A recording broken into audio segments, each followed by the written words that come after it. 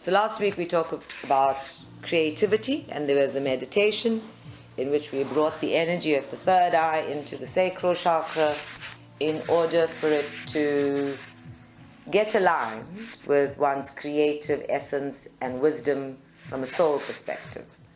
The follow-up on that with the sacral chakra today is that souls have an understanding that they are born on purpose, meaning that they are born to serve a purpose.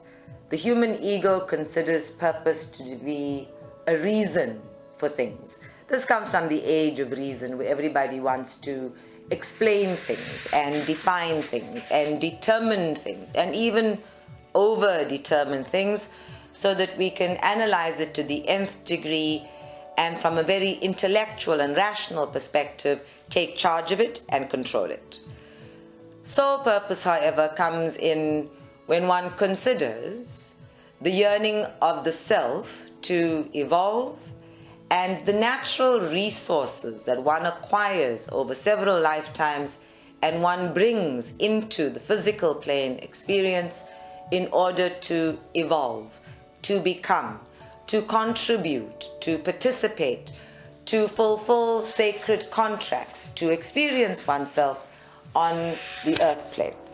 Since there are, to human mind knowledge, no other spaces in which human beings become incarnated, then we have an understanding that the natural resources we bring to the earth plane are designed specifically for use on the earth plane, that they are designed for use together with the structure and design of the physical body in terms of the 5 sensory perceptual tools and our capacity to reason, to think, to extrapolate, to create, to strategize, to resolve, using our mental capacity.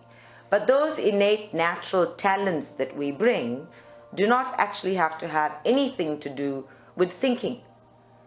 And because we are consciousness, we are mind in all of the cells of our body and in all of our organs, these innate resources, organic resources that we bring from other soul lives and from our lives in what we call the afterlife, from our soul homes, these are part of who we are and have to do with what we are being on this plane as opposed to what we are doing.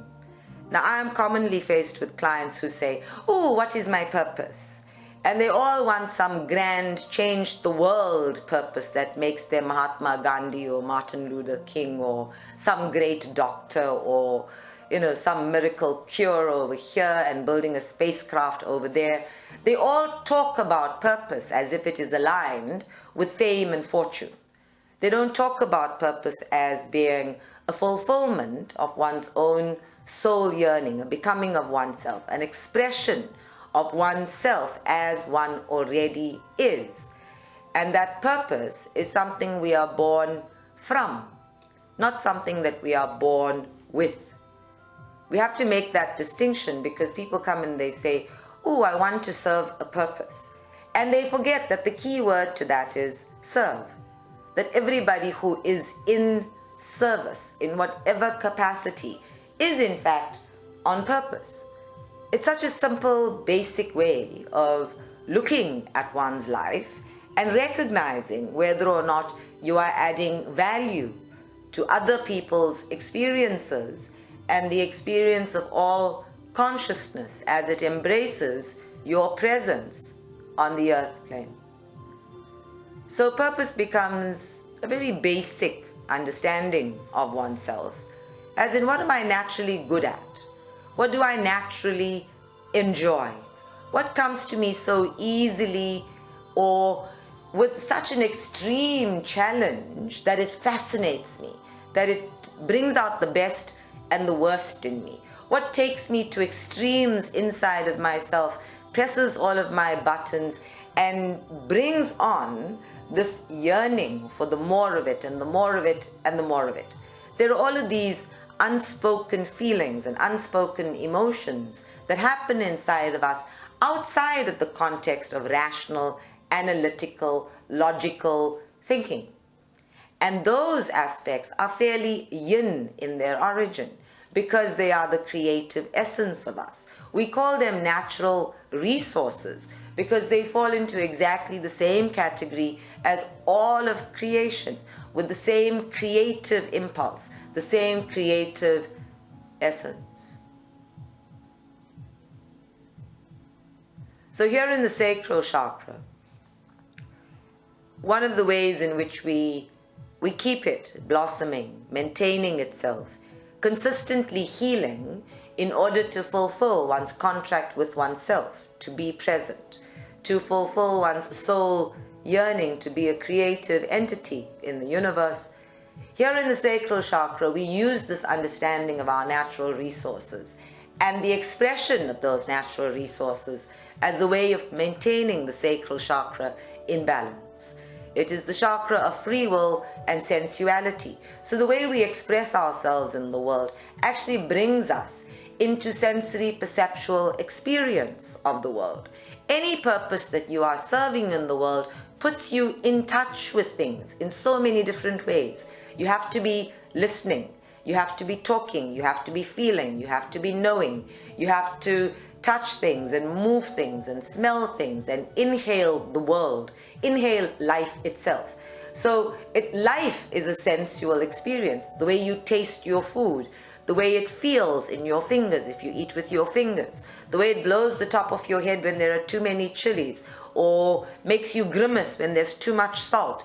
These are all sensual or sensory perceptual experiences that give expression to your natural likes and dislikes and preferences in the world.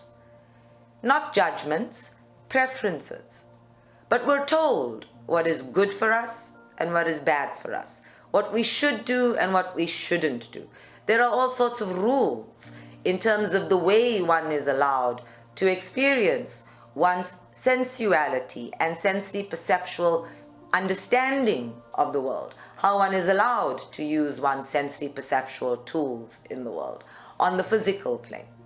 And then associated with all of those sensory perceptual tools are the various clairs, the various psychic tools or intuitive tools that allow us to experience the more of every physical plane experience. And when we're working with that, the sacral chakra, by its very nature, absorbs energy. It gathers energy, exactly like any person who is creating gathers inspiration, gathers information, gathers understanding and ideas in order to bring full expression to something.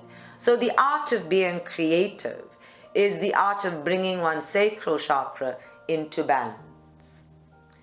A great many sacral chakras go out of balance during pregnancy, during menopause, any kind of hormonal shift and change, because the hormones are regulated by the throat chakra, which is the seat of expression.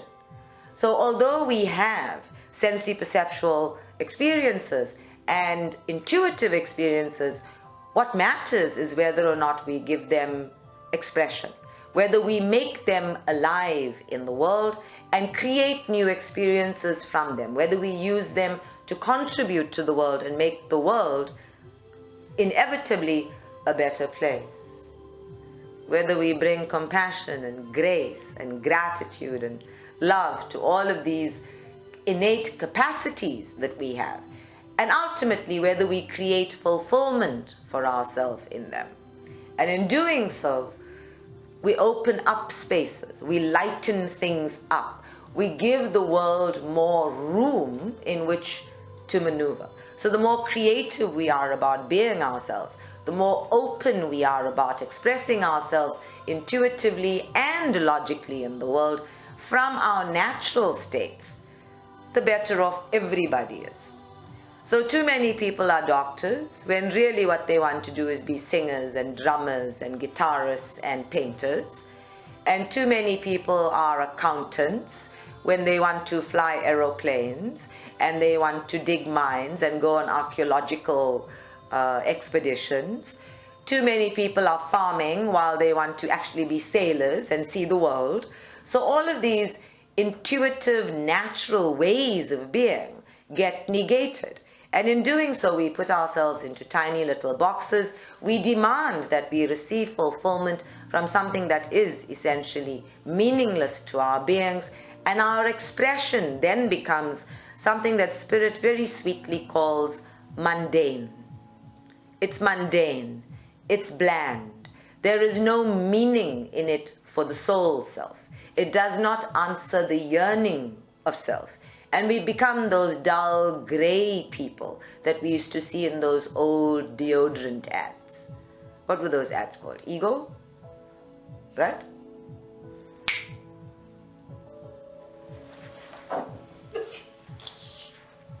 So this dull, grey existence is not life. The absence of expression, the absence of creativity, the absence of using oneself well is not evident in these dull, grey lives. And we become less. We put ourselves in prisons and we become less. Here in the sacral chakra, the demand for more, the demand for the fulfillment of one's soul's yearning cannot be ignored forever and ever, amen, because it is insistent. It must come up at different times and stages of our lives. And suddenly people make huge changes. They transform their existences because those yearnings become so loud. They suddenly change careers. They become what we call late bloomers even. They start their businesses at 54 and become huge successes in the world. And in spite of failure, in spite of mistakes, in spite of other people's opinions, they persevere. And when you ask them, they say, it felt right. There is a feeling about it that is a knowing that it's the right path, a knowing that it is the truth of me, a knowing that unless I do that, I will never be complete, I will never be happy, I will never know myself well, I will never become everything that I could possibly be. And those feelings, we are accustomed to suppressing those feelings, to not acknowledging them, because they threaten comfort zones. They threaten our lives as we know them. They demand change. They demand initiative. They demand effort. And most people actually do like drifting along in their lives, facilitating and pretending that they're in control, and then they're dead. And then they come and do this all over again. And of course, from the soul plane, all of the natural resources, those talents, are wasted.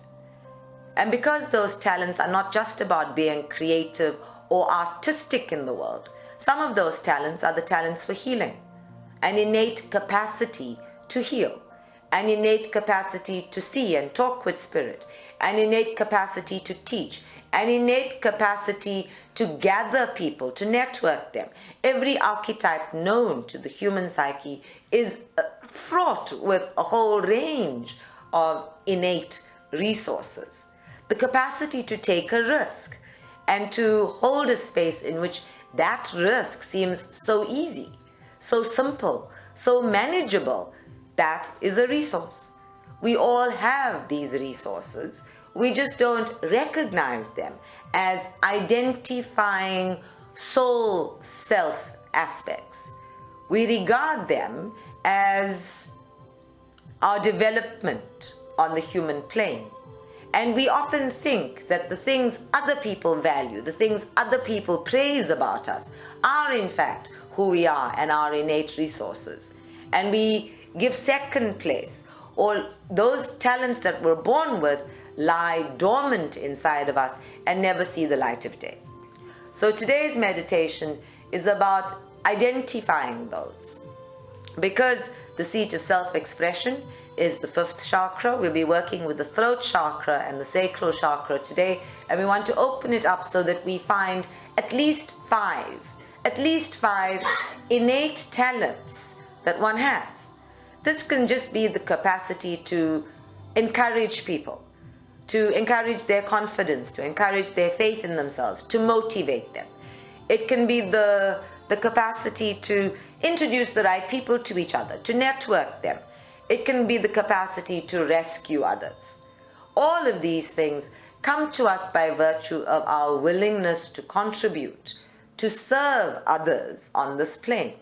The capacity to judge everything is not a natural resource. That is an ego game where we are lying in wait of that which we may judge. The capacity to find fault with everything and complain and not see the world as a glorious space of potential, these are not innate resources. All of the ego games do not fall into the category of organically me. All of the things that I am born with and born from as my own soul history and all of the lives that I've lived contributing to this experience. So a natural resource is by its very nature a positive thing. It is the capacity within you to create more, make more of self in order to answer a yearning for the more of self, the more experience of self, the more soul being of self on the human plane. Okay. So it's going to be an easy meditation. It's going to be a short meditation. You're going to get spaces of quiet to be with yourself.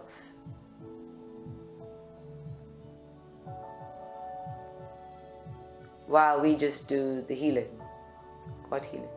While we just do the healing. Okay, I don't know.